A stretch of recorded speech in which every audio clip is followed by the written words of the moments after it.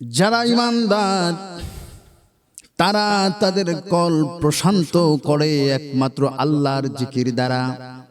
কলবের খাবার দেয়, কলবকে সুস্থ রাখে, সতেজ রাখে, জীবিত রাখে আল্লাহর জিকির দ্বারা। আল্লাহ তাআলা রব্বুল আলামিন কুরআনুল কারীমে বলেন, আল্লাযীনা আমানু ওয়া তাতমাইন্নু কুলুবুহুম বিযিকরিল্লাহ। যারা ঈমানদার, যারা বিশ্বাস স্থাপন করেছে, ঈমানের ঘোষণা দিয়েছে, তারা তাদের কল্প প্রশান্ত করে, শান্তময় করে, জীবিত করে, উজ্জীবিত করে, জীবিত রাখে আমি আল্লাহর জিকির দ্বারা।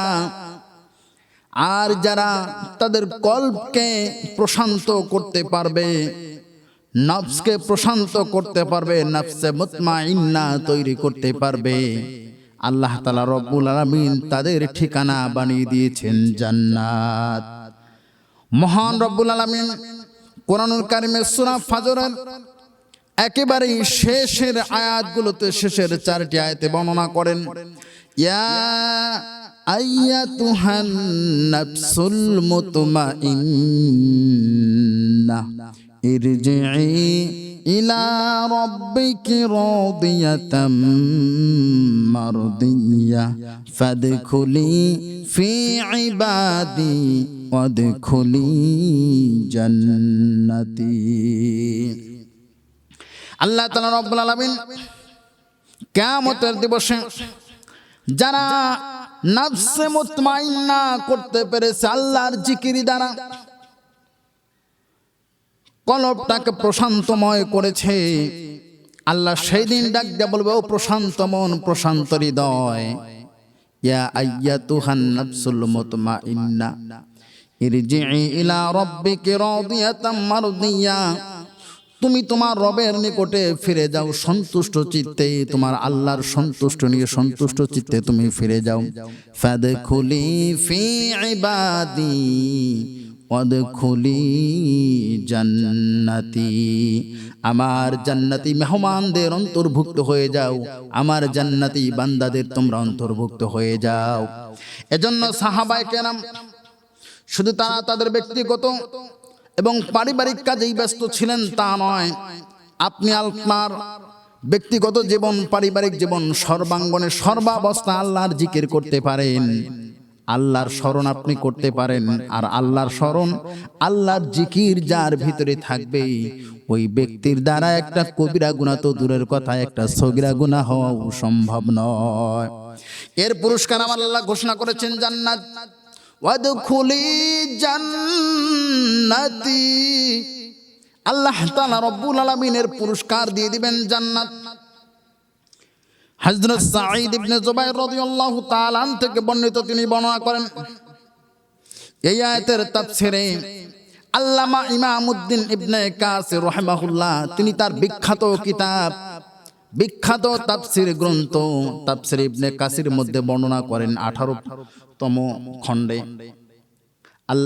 আল্লামা ইমামউদ্দিন ইবনে কাসির রাহিমাহুল্লাহ বর্ণনা করেন, হযরত সাঈদ ইবনে জুবাইর রাদিয়াল্লাহু তাআলা বর্ণনা করেন, তায়েফ নগরে রাইসুল মুফাসসিরিন হযরত আব্দুল্লাহ ইবনে আব্বাস রাদিয়াল্লাহু আনহুমা ইন্তেকাল করলেন। তিনি বলেন, আমরা তাকে গোসল করালাম, কাফন পরালাম, জানাজা নামাজ আদায় করলাম, দাফন করাবো। ঠিক এমন মুহূর্তে কোত্থেকে যেন একটা অদ্ভুত পাখি চলে আসলো। এত সুন্দর, এত অদ্ভুত দৃষ্টি নন্দন একটি পাখি, ইতিপূর্বে এত সুন্দর পাখি আমরা কেউ কোনোদিন চোখে দেখি নাই। মুহূর্তের মধ্যে পাখিটা হযরতে আব্দুল্লাহ ইবনে আব্বাস রাদিয়াল্লাহু আনহুমার সব দেহে, মৃতদেহে প্রবেশ করলাম, কাফনের কাপড়ের ভিতরে প্রবেশ করলো। আমরা আর তাকে খুঁজে বের করতে পারলাম না, সেখানে প্রবেশ করেই পাখিটা মিশে গেল। আমরা কবরে নামানোর সময় কোত্থেকে যেন একটা গাইবী আওয়াজ বের হলো, ইয়া আইয়াতুহান নাফসুল মুতমাইন্না ইরজিই ইলা রাব্বিকি রাদিয়াতাম মারদিয়া ফাদখুলি ফি ইবাদি ওয়াদখুলি জান্নাতি। সুবহানাল্লাহ। কোত্থেকে জানবে এই আওয়াজটা চলে আসলো? সাইদ ইবনে জুবাইর রাদিয়াল্লাহু তাআলা বলেন, আমরা কবরে নামাচ্ছি, পাখিটা আসলো, শবদেহে প্রবেশ করলো, আর পাখিটাকেও খুঁজে পেলাম না। কবরে নামানোর সময় এই চারটি আয়াত তেলাওয়াত করা হলো, গায়বী আওয়াজ কোত্থেকে আসলো? আমরা তার আর অস্তিত্ব খুঁজে পেলাম না, আমরা তাকে ওই অবস্থায় দাফন করে দিলাম। অনুরূপ আরেকটি ঘটনা হাফেজ ইমামউদ্দিন ইবনে কাসির রাহমাহুল্লাহ বর্ণনা করেন। ঘটনাটি বর্ণনা করা হয়েছে কিতাবুল আজায়েব গ্রন্থে। ফাত্তান ইবনে রুজাইন রাহমাহুল্লাহ তিনি বর্ণনা করেন, আমরা 8 থেকে 10 জনের একটি কাফেলা তৎকালীন রোম সরকারের, রোম সাম্রাজ্যের বাদশার নিকটে আমাদেরকে ধরে নিয়ে যাওয়া হলো। জালিম শাসক, কাফের শাসক আমাদেরকে আমাদের ধর্ম ত্যাগ করার জন্য, খ্রিস্টান ধর্ম গ্রহণ করার জন্য বারবার অনুরোধ করতে লাগলো, জবরদস্তি করতে লাগলো। অতঃপর আমাদেরকে হুমকি দেওয়া হলো, তোমরা যদি ইসলাম ধর্ম ত্যাগ করে আমার যেই ধর্ম রয়েছে, আমি যেই ধর্মের দীক্ষিত রয়েছি, খ্রিস্টান ধর্ম তোমরা যদি গ্রহণ না করো, তাহলে তোমাদের দেহ থেকে তোমাদের কাল্লা উড়িয়ে দেওয়া হবে। ফাত্তান ইবনে রুজাইন রাহমাহুল্লাহ বলেন, আমরা সকলে হতভম্ব হয়ে গেলাম, কি কর্তব্য বিমূঢ় হয়ে গেলাম, কি করব। জীবনের একেবারেই শেষ মুহূর্তে যেন আমরা দাঁড়িয়ে রয়েছি, চোখের সামনে জল্লাদ তার তরবারি নিয়ে দাঁড়িয়ে আছে আমাদের দেহ থেকে মাথাটা দ্বিখণ্ডিত করার জন্য। একদিকে রয়েছে তরবারি নিয়ে দাঁড়িয়ে আছে জল্লাদ, অপর দিকে রয়েছে সংবর্ধনা করার জন্য ফুলের বাগিচা। যদি ধর্ম ত্যাগ করে তাহলে তাকে সংবর্ধনা দিয়ে তাদের ধর্মে নিয়ে তাকে সম্মানজনকভাবে একটা ভালো স্থান জায়গা করে দেওয়া হবে। আর যদি ইসলাম ধর্ম ত্যাগ না করে, কালেমা যদি ত্যাগ না করে, তাহলে ওই জল্লাদ যিনি তরবারি হাতে নিয়ে দাঁড়িয়ে আছেন তার এক আঘাতেই দেহ থেকে কাল্লাটা আলাদা করে দেওয়া হবে। হতবাক হয়ে সত্যিকারে যারা ইমানদার, সত্যিকারে যারা ইমানদার, যাদের কল্পটা প্রশান্ত, নফসটা যাদের নফসে মুতমাইন্না, তারা জীবন দেবে কিন্তু ঈমান দেবে না। মরতে একদিন হবে, মরতে একদিন হবে, টুডে অর টুমরো। মরণ থেকে বাঁচার কোনো উপায় নেই। আপনি যতই চেষ্টা করেন না কেন, আপনি যত চেষ্টাই করেন না কেন, যত প্রোটেকশন দিয়েই থাকেন না কেন সন্ত্রাস থেকে বাঁচার জন্য, অথবা প্রতিপক্ষ থেকে বাঁচার জন্য, অথবা আজরাইল থেকে বাঁচার জন্য, আপনি যতই প্রোটেকশন নিয়ে চলেন না কেন, আপনার সময় যখন চলে আসবে, দুনিয়ার কোনো ক্ষমতা, কোনো পাওয়ার, কোনো চেয়ার, কোনো সেনাবাহিনী, র্যাব, চিতা, কোবরা, পুলিশ বাহিনী আপনাকে বাঁচাতে পারবে না। এজন্য জীবন ভিক্ষা কার কাছে চাবেন? হায়াত যদি চান আল্লাহর কাছে চান। এই জীবন ভিক্ষা মানুষের কাছে যে শিরক করবেন কেন? আল্লাহ তাআলা রব্বুল আলামিন তার হাবিবকে ডাক দিয়ে বলেন, কুল ইন্নাল মাউতাল্লাযী তাফিরুনা মিনহু ফাইন্নাহু মুলাকীকুম। আমার হাবিব, আমার দোস্ত, আমার বন্ধু, আপনি বিশ্ববাসীকে জানায় দেন, ও দুনিয়ার মানুষ, মৃত্যু থেকে বাঁচার জন্য তোমরা যতই চেষ্টা করো না কেন, যতই ঘোরাফেরা করো না কেন, শুনে রাখো মৃত্যু থেকে বাঁচতে পারবা না। অবশ্যই অবশ্যই মৃত্যু তোমাদের সাথে মোলাকাত করবে। ফাত্তান ইবনে রুজাইন রাহমাহুল্লাহ বলেন, আমরা সিদ্ধান্ত নিতে পারতেছি না। এক এক করে প্রথম 3 জনকে ডাকা হলো। এক এক করে মৃত্যুর ভয়ে, জল্লাদের হাতের তরবারি দেখে মৃত্যুর ভয়ে পরপর প্রথম 3 জন কালেমা ত্যাগ করে তারা মুরতাদ হয়ে গেল, ধর্ম ত্যাগ করে তারা খ্রিস্টান হয়ে গেল। চতুর্থ ব্যক্তিকে যখন ডাকা হলো, তাকে বলা হলো, তুমিও কালেমা ছেড়ে দাও, তাহলে তোমাকেও সম্মানিত করব, পুরস্কৃত করব। আর তুমি যদি মুহাম্মদের কালেমা ছেড়ে না দাও, তাহলে তোমাকে এই জল্লাদের তরবারি আঘাতে, এক আঘাতে তোমার দেহ থেকে কাল্লাটা আলাদা করে দেওয়া হবে।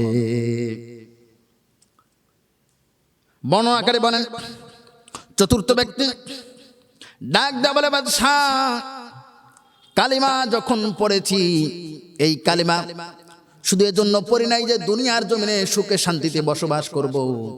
কালেমা যেহেতু পড়েছি জীবন দেব কিন্তু ঈমান দেব না, কেন ঈমানের চাইতেও জীবনের চাইতেও ঈমানের দাম বেশি না কম।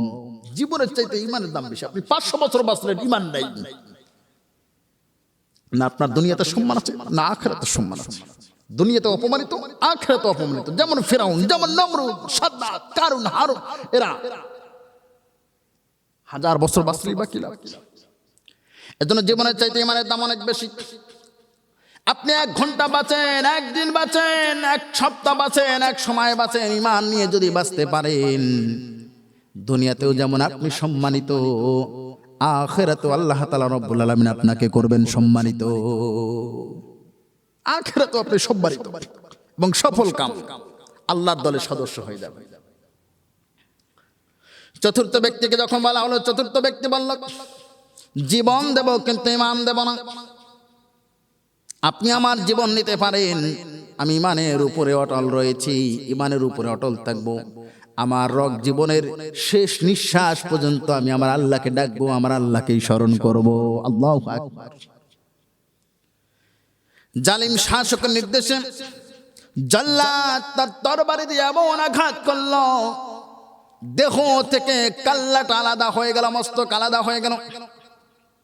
ফাত্তান ইবনে রুজাইন রাহিমাহুল্লাহ বর্ণনা করেন, চোখের সামনে জীবিত মানুষের দেহ থেকে যখন মস্তকটা আলাদা করে দেওয়া হলো, আমরা যে বাকি কয়জন ছিলাম থরথর করে কাঁপতেছে। অনেকে কি করবে তখন বুঝতে পারতেছে না। চোখের সামনে সেই তাজা কল্লাটি, মস্তকটি হাতে নিয়ে পাশে একটা নহরে নদীতে ছিটকে ফেলে দেওয়া হলো, ছুঁড়ে ফেলে দেওয়া হলো। মুহূর্তের মধ্যে মস্তকটি পানির তলে তলিয়ে গেল, পানির গভীরে তলিয়ে গেল। আবার সকলে আমরা সেখানেই দাঁড়িয়ে আছি। হঠাৎ করে লক্ষ্য করে তাকায় দেখলাম যেই মস্তকটি পানির নিচে চলে গিয়েছিল, অটোমেটিকলি মস্তকটি আবার পানির উপরে উঠে গেল। আল্লাহু আকবার। আবারও পানির উপরে উঠে গেল। আমরা সকলে দাঁড়িয়ে দাঁড়িয়ে দেখতেছি। শুধু আমরা নয়, বাদশাহ, তার রাজ দরবার, চাকর বাকর, মন্ত্রী, মিনিস্টার যারা ছিল, দেশের মানুষ যারা ছিল, সকলেই দেখতে লাগলো। ওই ছিন্ন মস্তক পানির উপরে উঠে তিনি শুধু আমাদের দিকে তাকালেন, সম্বোধন করলেন। তার জবান থেকে আমরা সুস্পষ্ট ভাবে শুনলাম, সকলেই শুনলো। জোরে জোরে সে তেলাওয়াত করতে লাগলো, ইয়া আইয়াতুহান নাফসুল মুতমাইন্নাহ ইরজিই ইলা রাব্বিকি রাদিয়াতাম মারদিয়াহ ফাদখুলি ফি ইবাদি ওয়াদখুলি জান্নাতি। সুবহানাল্লাহ। ছিন্ন মস্তকে 4টা আয়াতে কারিমা তেলাওয়াত করে হাসতে হাসতে আবার পানির নিচে তলিয়ে গেল। এই ঘটনা যখন সকলে স্বচক্ষে দেখলো, সেখানে উপস্থিত যারা ছিল, যত বিধর্মী ছিল, সকলে কাল বিলম্ব না করে সাথে সাথেই তারা জবান দিয়ে ঘোষণা করে দিল, লা ইলাহা ইল্লাল্লাহু মুহাম্মাদুর রাসূলুল্লাহ সাল্লাল্লাহু আলাইহি ওয়াসাল্লাম। যেই 3 জন কালিমা ত্যাগ করে মুরতাদ হয়ে গিয়েছিল, তারা তওবা করে আবারও কালিমা পড়ে মুসলমান হয়ে গেল। বাদশার রাজ দরবার কেঁপে উঠল। বাদশা বুঝলো এখন আর অবস্থা ভালো না, এখন আর মুসলমানদের মারা যাবে না। কেননা যতগুলো মানুষ এখন কালিমা পড়ে মুসলমান হয়েছে, এখন যদি মুসলমানদের গায়ে আক্রমণ করি আমার চেয়ার থাকবে না।